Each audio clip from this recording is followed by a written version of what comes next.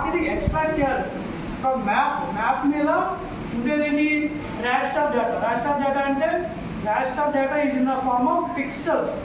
అంటే మనం ఫొటోస్ తీస్తాం కదా, ఫొటోస్ తీసిన వాటిని అదే ఫార్మాట్లో ఉంటుంది, పిక్సెల్స్ ఫార్మాట్ ఉంటుంది.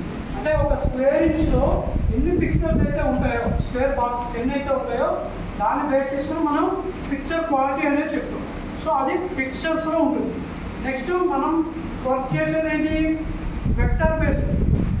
మనం వర్క్ చేసేది వెక్టర్. రాస్టర్ అనేసరికి పిక్సెల్స్ వస్తాయి, వెక్టర్ అనేసరికి పాయింట్స్, లైన్స్, పాలిగాన్స్ వస్తాయి. Points, lines, polygons. ఓకేనండి.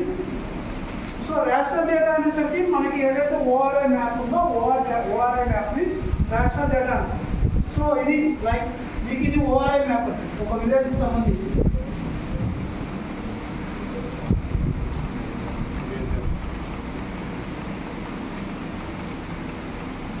సో ఇది విలేజ్ మొత్తం, రెవెన్యూ విలేజ్ మొత్తం ఇది.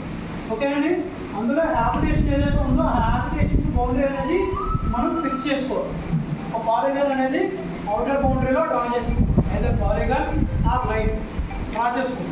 ఆ డ్రా చేసుకున్న పాలిగాన్ ఏరియా ఒక 50 acres వచ్చింది అనుకో, పెట్టాను.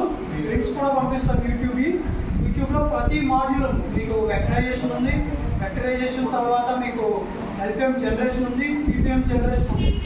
సో ప్రతిదీ ఉంది. తర్వాత ఒకసారి చెక్ చేసుకుని మీరు ప్రాక్టీస్ అనేది చేయండి. ఓకేనండి. సో ఫస్ట్ ఆఫ్ ఆల్ మీకు ఏంటంటే ఓపెన్ ఫ్రేమ్, మీరు ఓపెన్ చేయగానే ఈ విధంగా ఉంటుంది ఫ్రేమ్ అనేది. ఇందులో మీకు ఇది వర్క్ స్పేస్ అన్న, మీరు చేసే వర్క్ అంటే ఇక్కడ ఉంటుంది. పైన మనకి సింపుల్గా ఎంఎస్ ఆఫీస్లో ఎలా ఉంటుంది, టైటిల్ బార్. సో అదేవిధంగా ఇక్కడ టైటిల్ బార్ ఉంటుంది. టైటిల్ బార్ కింద మెనూ బార్ ఉంటుంది. మెనూ బార్ కింద టూల్ బార్స్ ఉంటాయి. ఓకే. ఈ టూల్స్ అనేవి మనకి ఏదైతే రిక్వైర్మెంట్ ఉన్నాయో అవి మాత్రమే ఈ టూల్ బార్లో ప్లేస్ చేసుకుంటాం. ఇంకా నెంబర్ ఆఫ్ టూల్స్ మనం ఎక్స్ప్లోర్ చేయలేని టూల్స్ చాలా ఉన్నాయి. లైక్ ఈ సముద్రం లోతు ఎంత అంటారు చూసారా, ఆ విధంగా మనం వెళ్ళే కొద్దీ టూల్స్ వస్తూనే ఉంటాయి. ఇంకా మీకు ఓపుకుంటే కొత్త టూల్స్ మీరు జనరేట్ చేయవచ్చు యూజింగ్ పైథాన్ యూజ్ చేసి కొత్త టూల్స్ మీరు క్రియేట్ చేయవచ్చు. ఓకేనండి. Because it is a open software. మనకి ఎలాంటిదో సేమ్ పెయిడ్ అయితే ArcGIS అని ఉంటుంది. ఓకే. సో ఇది టూల్ బార్ ఉంటుంది. సో ఇటు సైడ్ లేయర్స్ ప్యానల్ ఉంటుంది, ఇటు సైడ్ ప్రాసెసింగ్ టూల్ బాక్స్ ఉంటుంది. ఓకేనండి. ఈ లేయర్స్ ప్యానల్ ఏదైతే ఉందో ఈ లేయర్స్ ప్యానల్లో మీకు డిఫరెంట్ టైప్స్ ఆఫ్ లేయర్స్ ఉంటాయి. ఇక్కడ లేయర్స్ అంటే ఏంటి, మనకి సపోజ్ మీరు గూగుల్ మ్యాప్స్ ఉంది, మీరు గూగుల్ మ్యాప్స్ యూజ్ చేస్తారు కదా.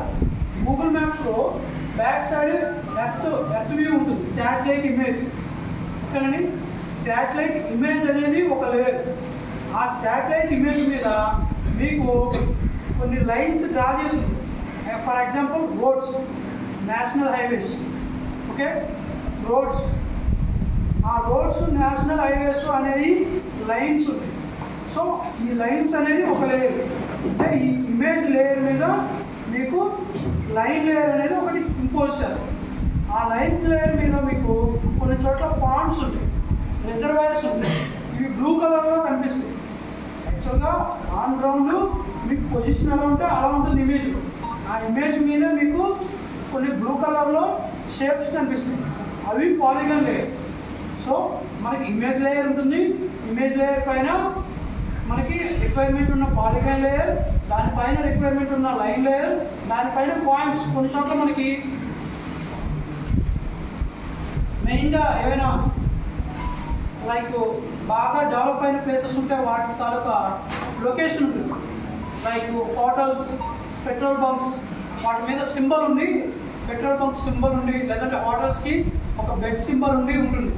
ఒక జస్ట్ ఒక పాయింట్ లొకేషన్ అంటే ఆ లొకేషన్స్ని మనం పాయింట్ లేయర్ అంటాం. సో ఆ గూగుల్ మ్యాప్స్ అనేది ఒక సింగిల్ లేయర్ అనేది కాదు, ఒక ఇమేజ్ లేయర్, దానిపైన పాలిగాన్ లేయర్, దానిపైన ఉన్న line layer plus point layer, ఇన్ని లేయర్స్ని కలిపి మనకి గూగుల్ మ్యాప్స్ అనేది రెడీ అవుతుంది. ఒక సింగిల్ లేయర్ కాదనమాట. ఓకేనండి.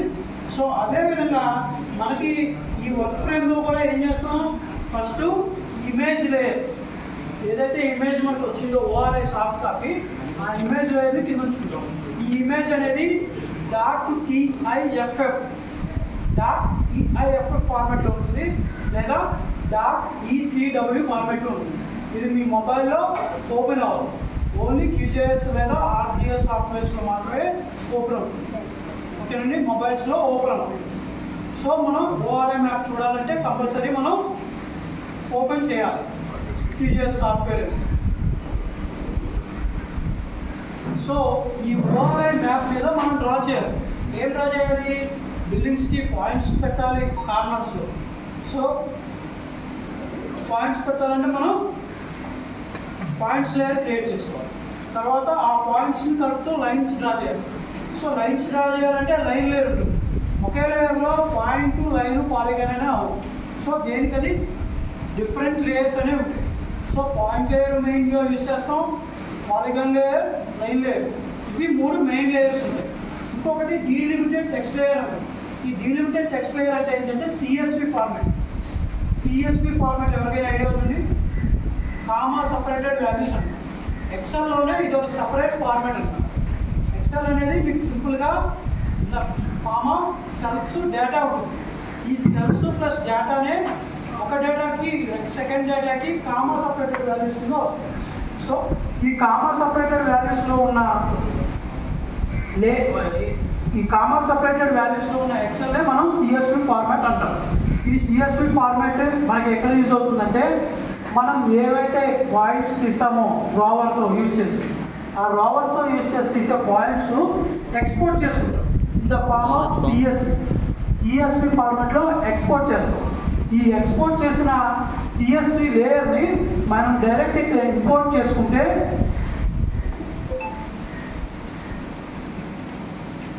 డైరెక్ట్ కోఆర్డినేట్ ఎంటర్ చేసుకుని ఇక్కడ చేయలేము. ఒక thousands ఆఫ్ పాయింట్స్ ఉంటాయి.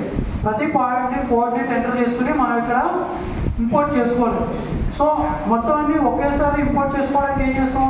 డైరెక్ట్ రోవర్ నుంచి CSV ఫార్మాట్లో మనం ఎక్స్పోర్ట్ చేసి, ఆ ఎక్స్పోర్ట్ చేసిన దాన్ని సేవ్ చేసుకుని ఇందులో ఇంపోర్ట్ చేసుకుంటాం. ఓకేనండి, మెయిన్గా యూజ్ చేసేవి రాస్టర్ లేయర్, వెక్టార్ లేయర్స్లో పాయింట్, లైన్, పాలిగన్. ఓకే, ఈ 3 లేయర్స్ ఎలా క్రియేట్ చేయాలి, ఎలా యూజ్ చేయాలి అనేది మీకు చెప్తాను స్టెప్ వైజ్. ఓకే.